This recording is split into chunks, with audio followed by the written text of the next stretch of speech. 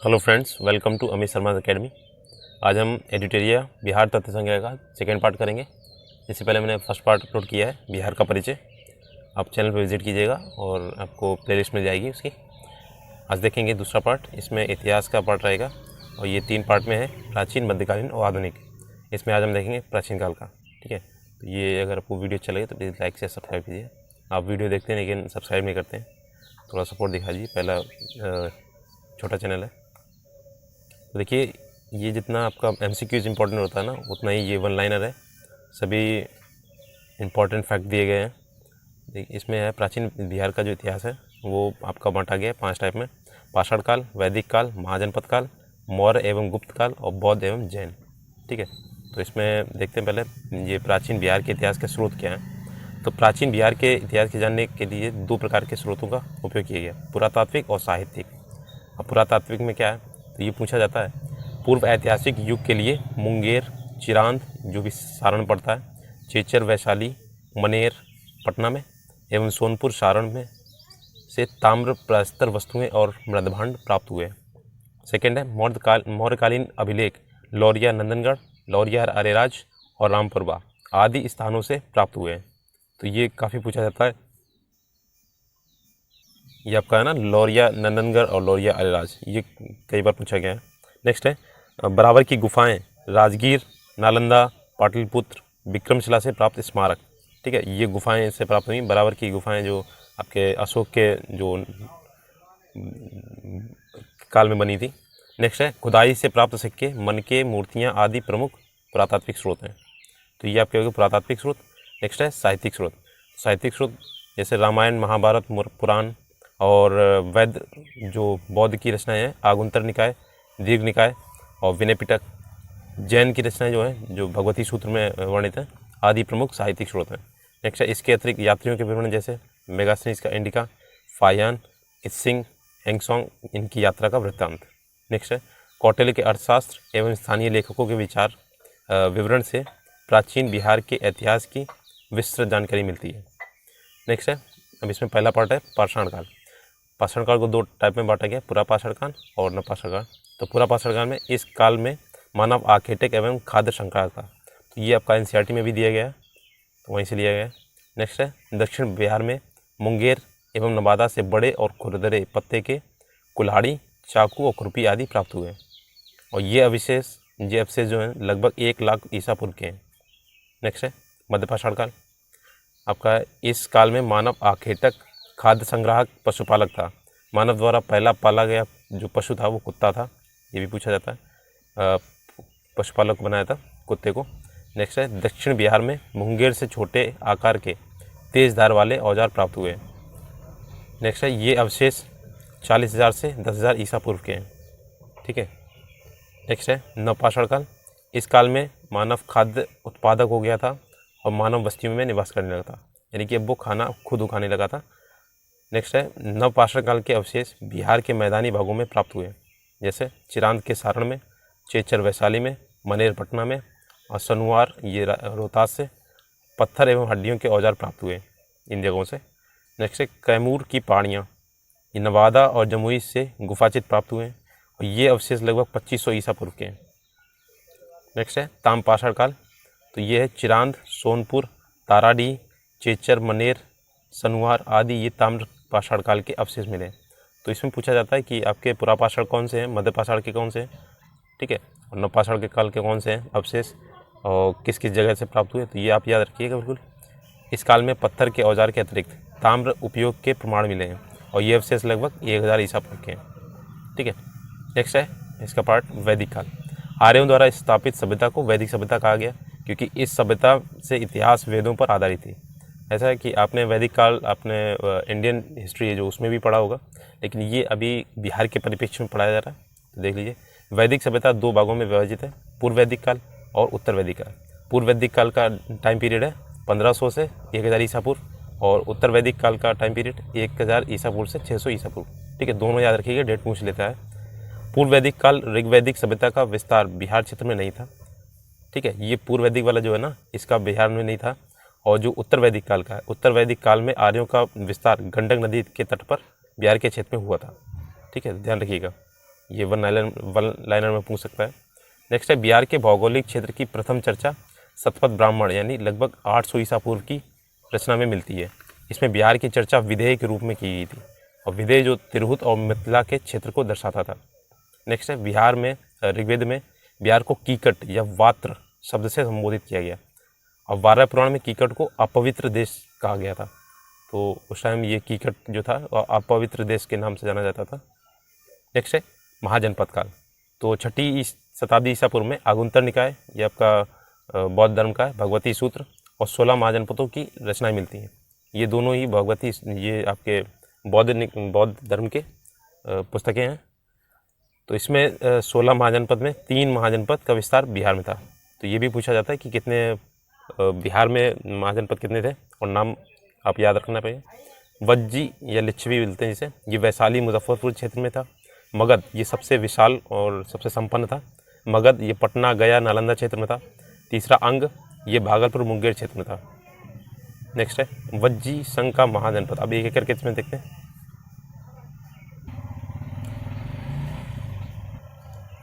आपका वज्जी संघ 8 राज्यों का संघ अष्टकुल था। वज्जी, लिच्छवी, गात्रक, विदेह, उग्र, भोग, कुरु और इक्ष्वाकु, इस संघ के 8 जनपद थे। वज्जी संघ के सबसे प्रसिद्ध जो थे वो लिच्छवी जनपद आता था। लिच्छवी की राजधानी वैशाली थी और वैशाली नगर की स्थापना राजा विशाल ने की थी, इसलिए इसका नाम वैशाली पड़ा था। नेक्स्ट है लिच्छवी के अतिरिक्त मिथिला में विदेह तथा कुंडग्राम में ज्ञात्रक वज्जी संघ के प्रमुख जनपद थे। नेक्स्ट है वज्जी संघ या लिच्छवी को विश्व के प्रथम गणतंत्र की संज्ञा दी थी, पहला गणतंत्र था। नेक्स्ट है मगध महाजनपद जो था, इसके बारे में मगध राजनीतिक, आर्थिक और भौगोलिक दृष्टि के कारण सभी महाजनपदों में सबसे अधिक शक्तिशाली था और मगध की प्रारंभिक राजधानी गिरिव्रज या राजगृह थी। ये 5 पहाड़ियों से घिरा था, ठीक है, 5 पहाड़ी। मगध का विस्तार मुख्यतः पटना से गया के क्षेत्र में था। मगध एवं अंग महाजनपद का वर्णन सर्वप्रथम जो था अथर्ववेद में मिलता है। नेक्स्ट देखिए अंग महाजनपद। देखिए अंग महाजनपद का विस्तार भागलपुर और मुंगेर के क्षेत्र में था और अंग महाजनपद की राजधानी चंपा थी। अंग के अंतिम शासक ब्रह्मदत्त को हराकर मगध का शासक बिम्बिसार ने अंग को मगध में मिला लिया था, ठीक है। इसी से हर एक वंश की स्थापना हुई थी बिम्बिसार से। अब देखिए मगध का उत्कर्ष एवं राजवंश। मगध की स्थापना बृहद्रथ ने की थी और बृहद्रथ का पुत्र जरासंध था, इस वंश का सबसे प्रसिद्ध शासक था। जरासंध को भीम के युद्ध में, द्वंद्व युद्ध में पराजित कर उसका वध किया।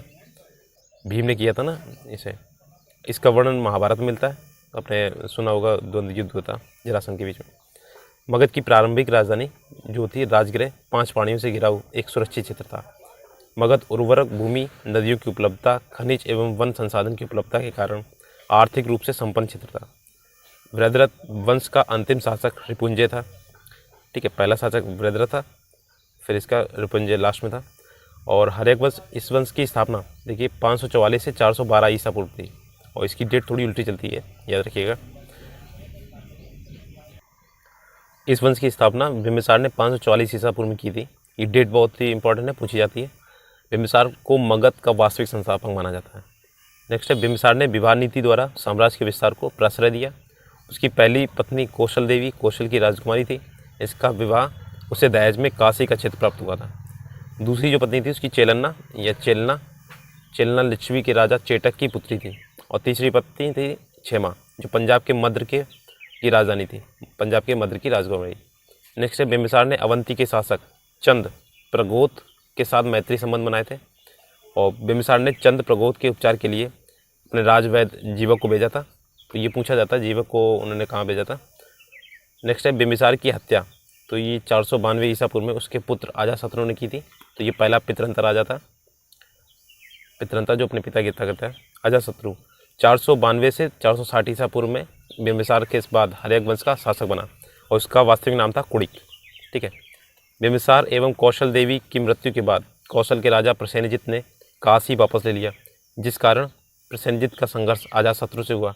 अंततः अजातशत्रु ने प्रसेनजित को पराजित कर काशी पर अधिकार कर लिया।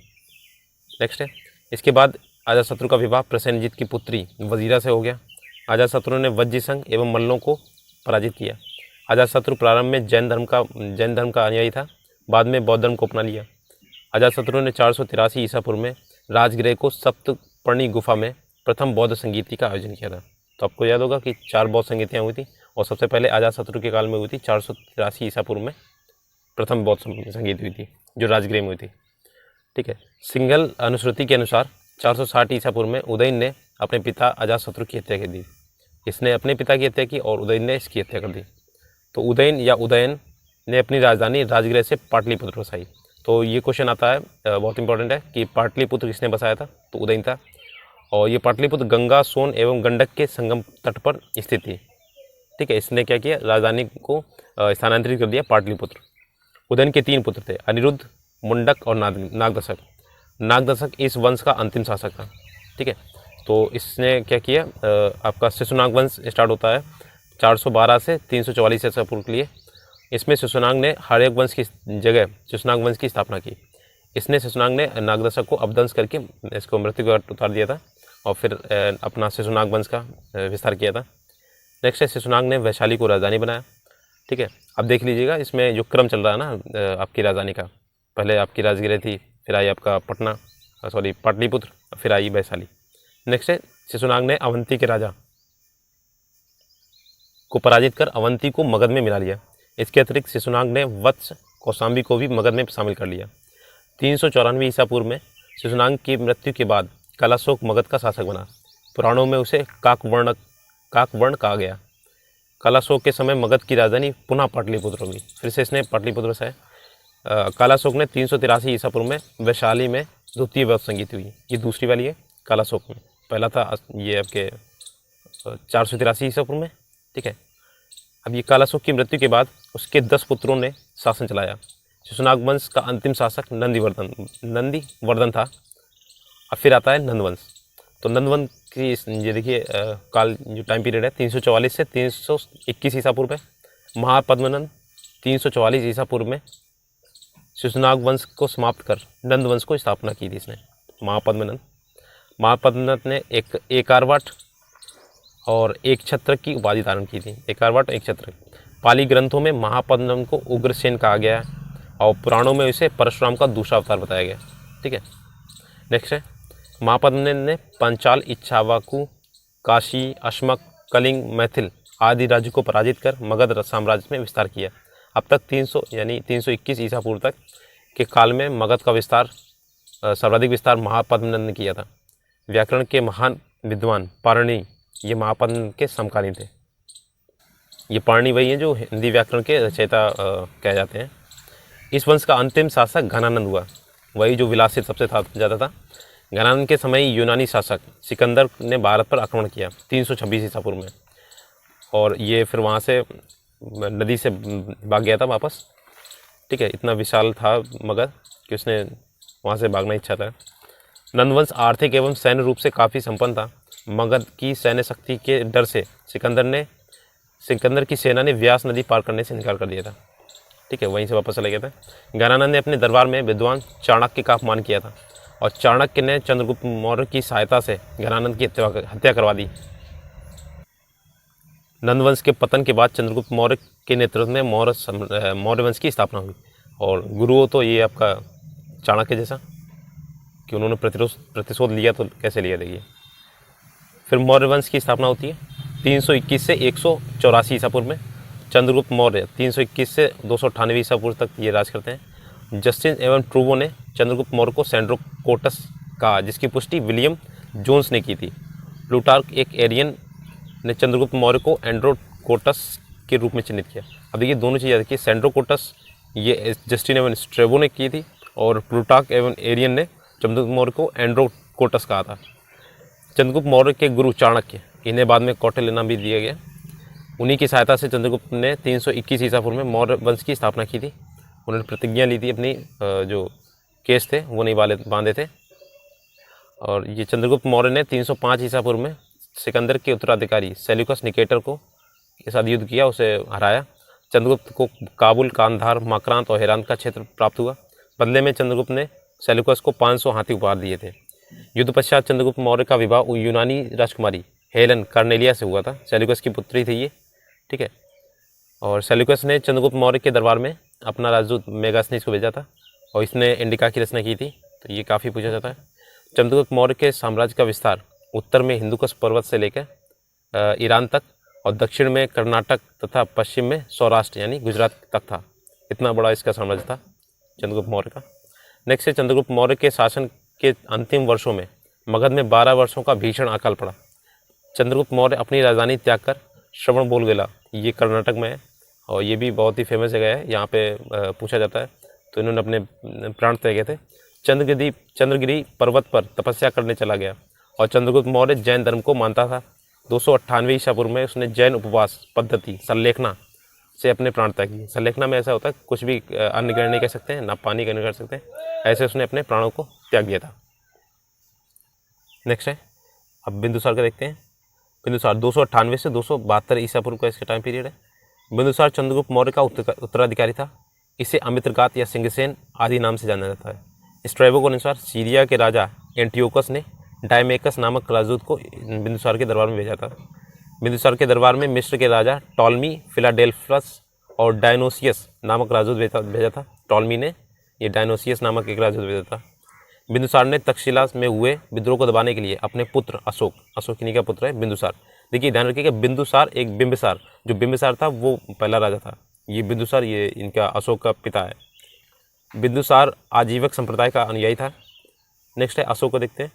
269 ईसा पूर्व से 232 ईसा पूर्व तक का इनका काल रहा और सबसे महान है, इसीलिए महान बोला जाता है। देखिए कैसे बिंदुसार की मृत्यु के 4 वर्ष बाद अशोक मौर्य वंश की गद्दी पर बैठा। इससे पूर्व वह उज्जैन का राज्यपाल था। ये भी क्वेश्चन पूछते हैं कि उस टाइम पे वो क्या था। और पुराणों में अशोक को अशोक वर्धन कहा गया है। मस्की एवं गुर्जरा के अभिलेख में अशोक कहा गया है। सिंगल अनुश्रुतियों में या बौद्ध ग्रंथ के अनुसार अशोक ने 99 भाइयों की हत्या कर गद्दी प्राप्त की थी। हालांकि अन्य स्रोतों से इसकी पुष्टि नहीं होती है, तो ये अब एक मनगढ़ंत कहानी है या फिर सच्चाई है, ये पता नहीं। नेक्स्ट है अशोक ने अपने शासनकाल में 9वें वर्ष में कलिंग का युद्ध किया था। ये बहुत ही इंपॉर्टेंट है। इसका 261 ईसा पूर्व में किया था और कलिंग को मगध में शामिल कर लिया था। तो इसी से इसका मन परिवर्तित हुआ था और फिर तब से युद्ध नहीं किया था। अशोक ने 13वें शिलालेख में कलिंग युद्ध का वर्णन किया था और सबसे बड़ा था 13वां अभिलेख। शिलालेख भी पूछते हैं। नेक्स्ट है कलिंग युद्ध के बाद अशोक ने बौद्ध धर्म को अपनाया। उससे पूर्व वह शैव धर्म का मानता था। ठीक है। दिव्यादान के अनुसार उपगुप्त ने अशोक को बौद्ध धर्म की दीक्षा दी थी। अशोक के शासनकाल के महत्वपूर्ण वर्ष देखिए, 9वें वर्ष में उसने कलिंग का युद्ध किया। 10वें वर्ष में उसने बौद्ध गया की यात्रा की। 12वें वर्ष में निगाली सागर की यात्रा की और 13वें वर्ष में धम्म का शिलालेख में अंकन किया। ये इन्हीं ने धम्म बनाए थे जितने भी थे। 14वें वर्ष में धम्म महामात्रों की नियुक्ति की और 20वें वर्ष में लुम्बिनी की यात्रा अशोक ने कर को घटाकर 1/8 कर दिया था। ठीक है। नेक्स्ट है अशोक ने बौद्ध धर्म के प्रचार के लिए अपने पुत्र महेंद्र और पुत्री संघमित्रा को श्रीलंका भेजा था। ये तो बहुत ही फेमस क्वेश्चन है। अशोक ने तीसरी बौद्ध संगीति का आयोजन कराया था पाटलिपुत्र में। ठीक है, ये भी याद रखिएगा। अशोक ने लगभग 37 वर्षों तक शासन किया और उसकी मृत्यु 232 ईसा पूर्व में हो गई थी। अशोक के बाद 10 उत्तराधिकारियों ने शासन किया। तो इसके 10 उत्तराधिकारी जो हैं उनके नाम लिख ली। कुणाल, बंधुपालित, इंद्रपालित, दासून, दशरथ, ये इंपॉर्टेंट थे।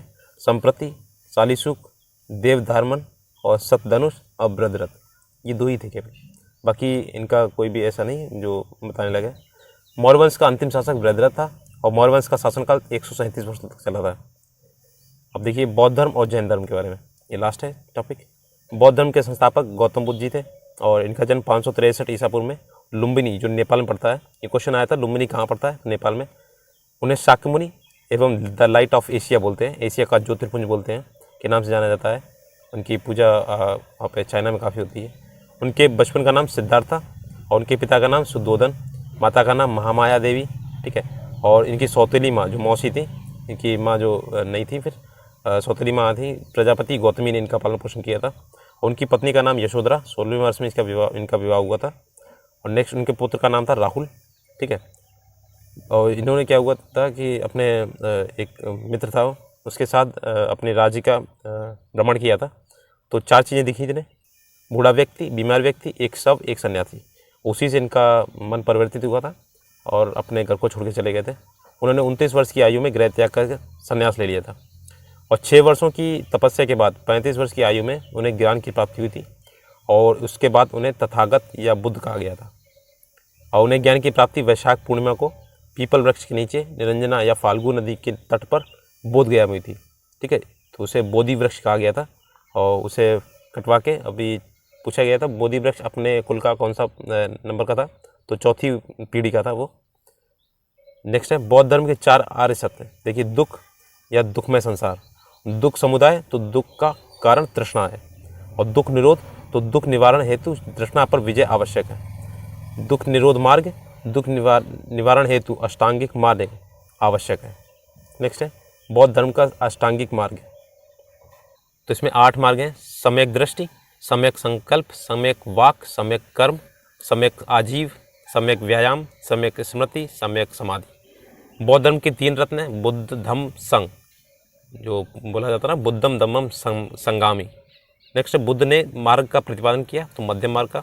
बुद्ध ने अपने उपदेश दिए थे तो पाली भाषा में दिए थे, और बुद्ध ने अपना पहला उपदेश दिया था तो सारनाथ में दिया था, और सर्वाधिक जो उपदेश दिए थे वो कौशल की राजधानी, कौशल देश की राजधानी थी वो श्रावस्ती में, सर्वाधिक श्रावस्ती में दिए थे। तो एक एक इनका जो वन लाइनर है, हर एक पॉइंट इनका इंपॉर्टेंट है। ठीक है, बुद्ध की मृत्यु 483 ईसा पूर्व में कुशीनगर जो मल्ल में थी, मल्ल की राजधानी थी, 80 वर्ष की आयु में हुई थी। और बुद्ध के प्रथम जो गुरु थे अलार कलाम थे, अलार कलाम जो वैशाली, तथा द्वितीय जो गुरु थे रुद्र रामपुत्र, ये राजगिरी से थे। अब देखिए बौद्ध धर्म के 10 शील या आचरण कौन थे?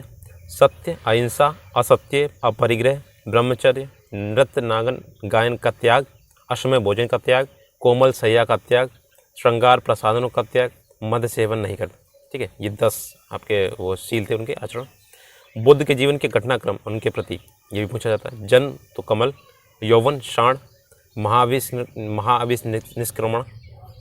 निष्क्रमण, गृहत्याग ये घोड़ा, और संबोधि या ज्ञान प्राप्ति, पीपल का पेड़ या बोधि वृक्ष, महापरिनिर्वाण, मृत्यु जो उनकी हुई थी, तो ये पदचिन्ह या स्तूप से व्यक्त करते हैं।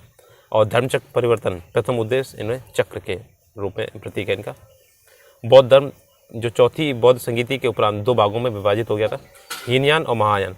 हीनयान जो थे वो परिवर्तन के विरोधी थे, और महायान जो थे परिवर्तन के समर्थक थे। 8वीं सदी में बौद्ध धर्म के आडंबर वाले शाखा वज्रयान का विकास हुआ था। नेक्स्ट देखिए बौद्ध धर्म के त्रिपिटक, सुत्त पिटक, विनय पिटक और अभिधम पिटक। सुत्त पिटक में बुद्ध के उपदेशों का संकलन है, और विनय पिटक में संघ के नियमों का संकलन है। अभिधम में बुद्ध के दार्शनिक विचारों का संकलन है।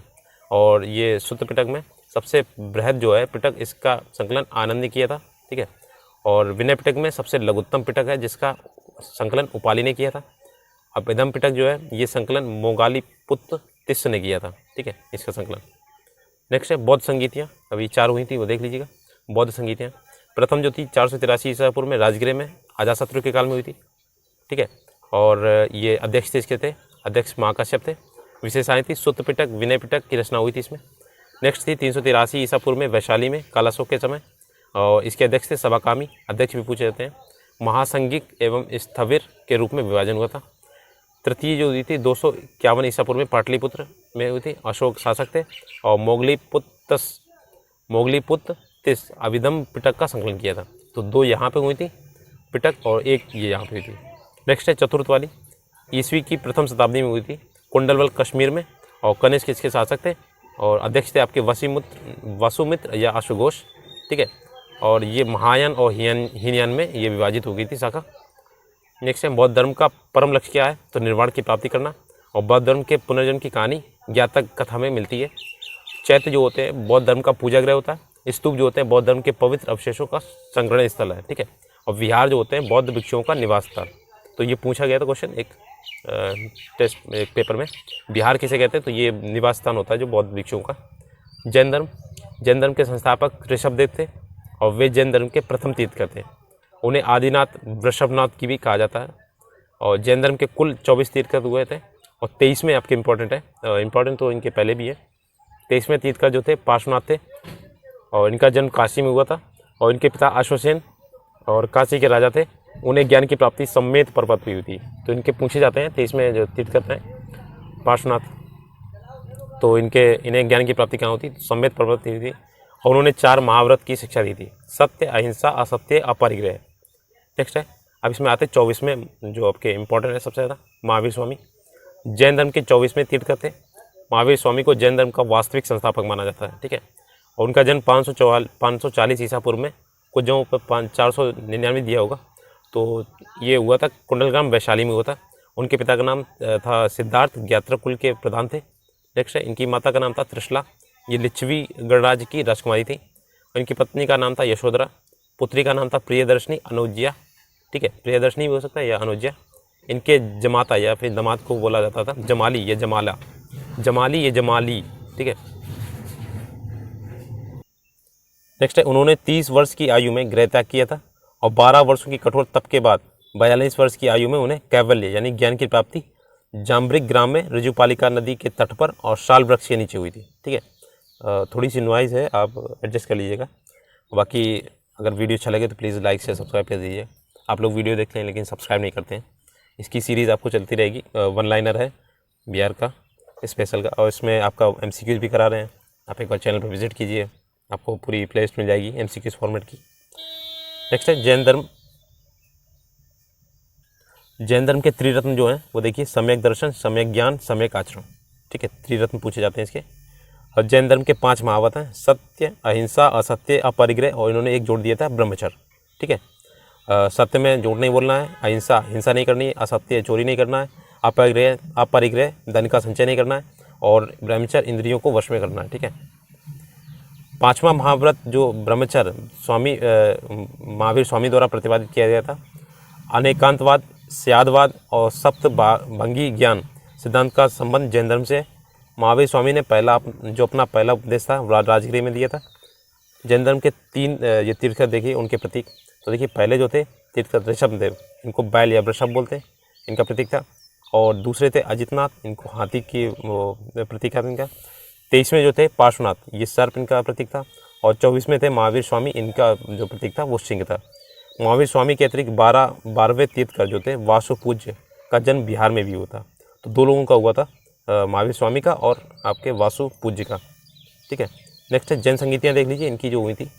तो इसमें आपकी हैं, प्रथम जो जैन संगीति हुई थी 310 ईसा पूर्व में पाटलिपुत्र बिहार में चंद्रगुप्त मौर्य के शासनकाल में शूलभद्र अध्यक्ष थे।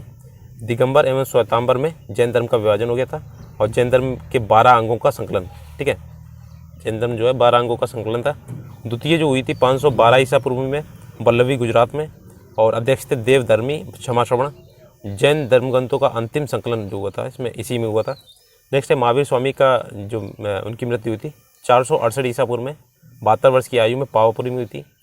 और जैन धर्म का विभाजन प्रथम जैन संगीति श्वेतांबर और दिगंबर में हो गया था। नेक्स्ट है दिगंबर जो थे भद्रबाहु, इनके जो थे इनके नेतृत्व में प्रदान किया था। उनके परिवर्तन को स्वीकार नहीं करते थे और पूर्णतः नग्नता और कठोरता को अपनाया था। नेक्स्ट है श्वेतांबर, जो श्वेतांबर थे स्थूलभद्र के अनुयायी थे, इनके नेतृत्व में प्रदान किया था।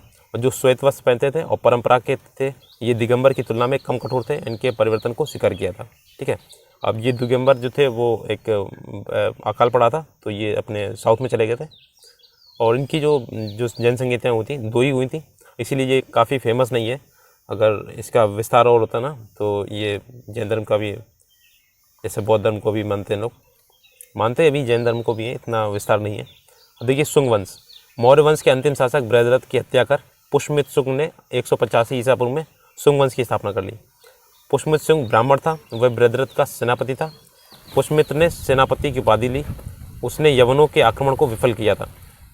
ठीक है, पुष्यमित्र ने 2 अश्वमेध युग कराए, जो यज्ञ कराए थे। इनके पुरोहित जो थे वो पतंजलि थे, तो आपने याद होगा ये पतंजलि काफ़ी फेमस है इसमें। पुष्यमित्र की मृत्यु के बाद उनका पुत्र जो था अग्निमित्र 148 ईसा पूर्व में राजा बना था। और कालिदास के नाटक मालविका मित्रम में अग्निमित्र और मालविका का वर्णन है, तो ये इनका रचना है, काफ़ी फेमस है। इस वंश का अंतिम शासक देवभूति। और ये कर्ण वंश की देखिए, कर्ण वंश की स्थापना वसुमित्र ने देवभूति की हत्या कर दी थी। वसुमित्र शुंगों के अमात्य मंत्री थे। कर्ण वंश भी ब्राह्मण वंश था, तो इसमें ज़्यादा पूछा नहीं जाता। इस वंश का अंतिम शासक सुशर्मा था।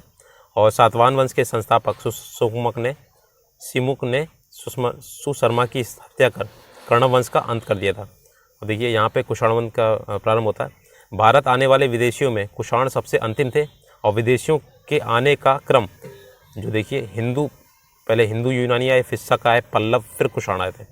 कुषाण चीन के यूची तोखरी जाति से संबंधित थे। कुषाण वंश के संस्थापक कुजुल कडफिसेस थे। इस वंश का सबसे प्रमुख शासक वो कनिष्क था, जिसके काल में चौथी वंश संगीति हुई थी। कुषाण वंश की राजधानी पुरुषपुर या पेशावर एवं मथुरा थी। अश्वघोष ने बुद्ध चरित की रचना की। कनिष्क ने पाटलिपुत्र से विजित किया। ठीक है। नेक्स्ट, कनिष्क के समय गांधार और मथुरा कला का विकास हुआ। कनिष्क ने चौथी बौद्ध संगीति का आयोजन कुंडलवन कश्मीर में करवाया था। कनिष्क ने 78वीं जो ईस्वी में राजा बनने के अवसर पर शक संवत चलाया था। तो ये भी अभी भी चलता है, शक संवत। कनिष्क के समय सिल्क मार्ग पर कुषाणों का आधिपत्य था। नेक्स्ट है गुप्त वंश। अब देखिए, गुप्त वंश का जो स्थापना की थी श्रीगुप्त ने 240 ईस्वी से 280 ईस्वी में की थी। इस श्रीगुप्त का उत्तराधिकारी घटोत्कच या गुप्त हुआ था 280 से 320 ईसा पूर्व में, और वह प्रथम गुप्त शासक था जिसने महाराजा की उपाधि धारण की थी। एक चीज़ यहाँ पे क्लियर कर दे रहे हैं, जो कनिष्क था, कनिष्क के काल में आपकी जो ऐसे अपने संख्या रेखा तो पड़ी होगी, तो ये जो संख्या रेखा होती है, जैसे यहाँ पे 0 लिखा हुआ है, तो इस साइड के आपके ईसा पूर्व होंगे जाके, ईस्वी पूर्व वाले, और इस साइड के आपके ईस्वी रहेंगे। ठीक है, यहाँ से ईस्वी, तो ये आपका उल्टा चलता है। जैसे 1 2 यहाँ पे बढ़ेगा ना, तो वो उतना ही छोटा होता चला जाएगा, उतनी संख्या इसकी बढ़ेगी। यहाँ पे 1 2 3 ऐसे चलेगा। ठीक है, तो अभी यहाँ पे ईस्वी चलने लगा है, 78वीं ईस्वी, तो ये आपका 78वीं ईस्वी इस साइड में होगा। ठीक है, तो ये 0 जो था, ये जो आपके ईसा मसीह थे उनके जन्म काल को यहाँ पे 0 माना गया था। उनके पहले वाले को ईसा पूर्व बोलते थे, इसके बाद के ईस्वी बोलते थे। ठीक है, इतना बताना था। नेक्स्ट है, देखिए चंद्रगुप्त मौर्य। तो गुप्त वंश का 320 से 335 तक था। वास्तविक संस्थापक जो थे चंद्रगुप्त को प्रथम को माना जाता है। उन्होंने 320 ईस्वी में गुप्त वंश चलाया था, और अपने यहाँ देख लिया था घटोत्कच वाला। ठीक है, चंद्रगुप्त हैं सिर्फ प्रथम ने लिच्छवियों की राजकुमारी कुमार देवी से विवाह किया था। वह प्रथम गुप्त शासक था जिसने महाराजाधिराज की उपाधि धारण की थी। इसके बाद इनके पुत्र आते हैं समुद्रगुप्त। 335 ईस्वी से 375 ईस्वी तक शासन। इतिहासकार स्मिथ ने समुद्रगुप्त को भारत का नेपोलियन कहा था। तो एक नेपोलियन था, नेपोलियन बोनापार्ट, तो इसकी संज्ञा दी थी स्मिथ ने। समुद्रगुप्त ने पर क्रमांक, अप्रतिरथ आदि की उपाधि धारण की थी। समुद्रगुप्त के अभियानों की चर्चा हरिश्चंद्र द्वारा प्रयाग प्रशस्ति से मिलती है। उनके उत्तरापद के 9 राजाओं और दक्षिणापद के 12 राजाओं को विजित किया था, इसीलिए इन्हें नेपोलियन कहा गया था। इन्होंने 9 राजा और ये दक्षिणापद के 12 राजाओं को विजित किया था।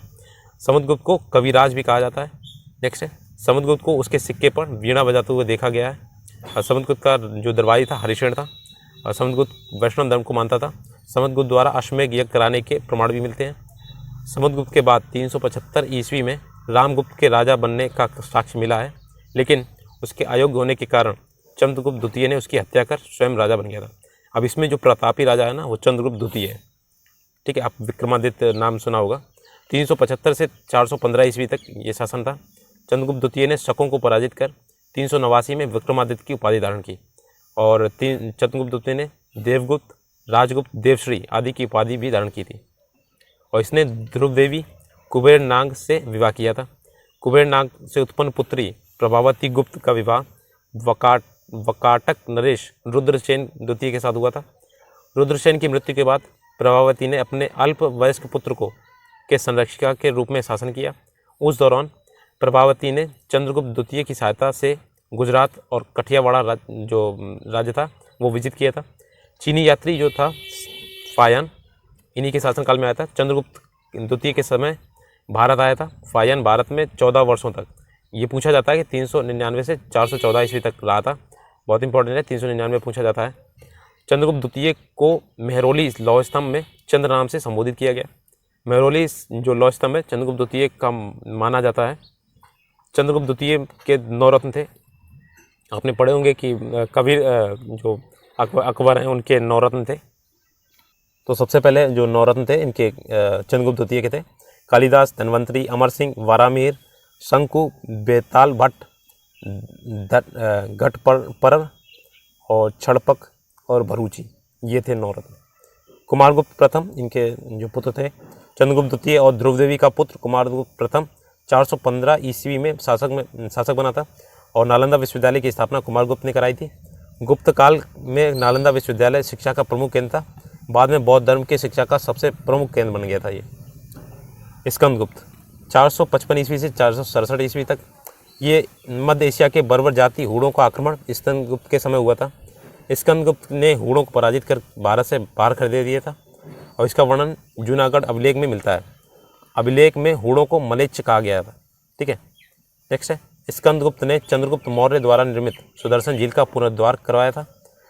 स्कंदगुप्त ने सक्रादित्य की उपाधि धारण की थी।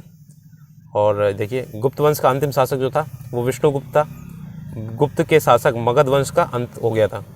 इतिहासकार वी.एस. स्मिथ ने सांस्कृतिक उपलब्धियों के कारण गुप्त काल को स्वर्ण युग की संज्ञा दी थी। नेक्स्ट है पाल वंश। पाल वंश के शासक गोपाल 750 ईस्वी में इसकी स्थापना की थी। गोपाल ने औदंतपुरी विश्वविद्यालय की और बिहार शरीफ की स्थापना की थी। इस वंश का सबसे प्रतापी जो शासक था वो धर्मपाल था। धर्मपाल ने विक्रमशिला विश्वविद्यालय जो भागलपुर में है इसकी स्थापना की थी। सोमपुर महाविहार में वर्तमान में बांग्लादेश में है का निर्माण धर्मपाल ने कराया था। नेक्स्ट है धर्मपाल ने त्रिपक्षीय संघर्ष में प्रतिहार राष्ट्र एवं राष्ट्रकूटों के संघर्ष किया था। धर्मपाल प्रतिहार शासक वत्सराज से पराजित हुआ था। बाद में धर्मपाल ने राष्ट्रकूट शासक ध्रुव और प्रतिहार शासक वत्सराज से पराजित किया था। उसने कुछ समय के लिए कन्नौज पर अधिकार किया था। कन्नौज को त्रिपक्षीय युद्ध कहा जाता है इसे। धर्मपाल ने उत्तरापद स्वामी की उपाधि धारण की थी। धर्मपाल के बाद उसका पुत्र देवपाल 810 ईसा पूर्व में शासक बना और देवपाल ने मुंगेर को अपनी राजधानी बनाई थी। देवपाल ने जावा यानी इंडोनेशिया के शैलेंद्र वंशी शासक बालपुत्र देव को नालंदा के विहार बनाने के लिए 5 गांव प्रदान किए थे। नेक्स्ट है देवपाल के बाद विग्रहपाल, महिपाल, रामपाल आदि ने शासन किया। पाल कालीन कांसे की मूर्तियाँ अपनी कलात्मक के लिए काफ़ी प्रसिद्ध थीं। दीमन और विठपाल इस कला के प्रवर्तक माने जाते हैं। नेक्स्ट है इसमें देखिए प्राचीन बिहार इतिहास के संबंधित वंश और उसकी राजधानियाँ दी गई हैं। तो ये देख लीजिए, बस इसका एक ही पेज रह गया है इसका। तो देखिए इसकी बृहद्रथ जो था उसकी राजधानी थी गिरिव्रज राजगृह, मगध की प्रथम राजधानी थी। ठीक है, और बिंबिसार की गिरिव्रज या राजगृह। उदयन ने पाटलिपुत्र बताया था। शिशुनाग की वैशाली थी और कालाशोक की पाटलिपुत्र, नंदवंश की पाटलिपुत्र और मौर्यवंश की पाटलिपुत्र। नेक्स्ट है कुषाण, इसकी पुरुषपुर या मथुरा बोलते हैं इसको। ठीक, गुप्त वंश की पाटलिपुत्र थी, पाल वंश की मुंगेर थी। अब प्राचीन बिहार इतिहास के प्रमुख साहित्य देख लीजिए। अर्थशास्त्र जो था कौटिल्य ने लिखा था, राज प्रबंधन के लिए प्रसिद्ध था। बुद्धचरित जो अश्वघोष ने लिखा था, बौद्ध धर्म का महाकाव्य था। प्रज्ञा परमिता ये नागार्जुन लिखा था, शून्यवाद का सिद्धांत दिया था। ठीक है, सीयूकी ये हैंगसॉन्ग ने लिखा था और भारत का ये विवरण इसी में है। ठीक है, नेक्स्ट है इंडिका, ये मेगास्थनीज ने लिखी थी और मौर्य साम्राज्य का विवरण इसी में। मिलिंद पन्नो ये नागसेन के द्वारा लिखित है। बैक्ट्रिया शासक मिनेंडर एवं नागसेन के वार्तालाप का संग्रह इसमें है। नेक्स्ट है ललित विस्तार, ये बुद्ध की लीलाओं का वर्णन है। महावंश ये श्रीलंका के राजाओं का वर्णन है और जातक कथाएं ये बुद्ध के पुनर्जन्म की कहानियाँ हैं। ठीक है, और ये नागार्जुन ये शून्यवाद का सिद्धांत दिया था, ये वैज्ञानिक थे अपने। तो ये आपका प्राइमरी जो आपका प्राचीन भारत का जो इतिहास है बिहार के परिप्रेक्ष्य में कंप्लीट हो गया है। और आपको इसकी PDF चाहिए हो तो प्लीज़ आप जो टेलीग्राम ग्रुप है उसे ज्वाइन कीजिएगा और एक बार चैनल को विजिट करके आप प्लेलिस्ट देख सकते हैं इसकी। और प्लीज़ लाइक शेयर सब्सक्राइब कर दीजिएगा। नया चैनल है, थोड़ा सपोर्ट दिखा दीजिए। धन्यवाद।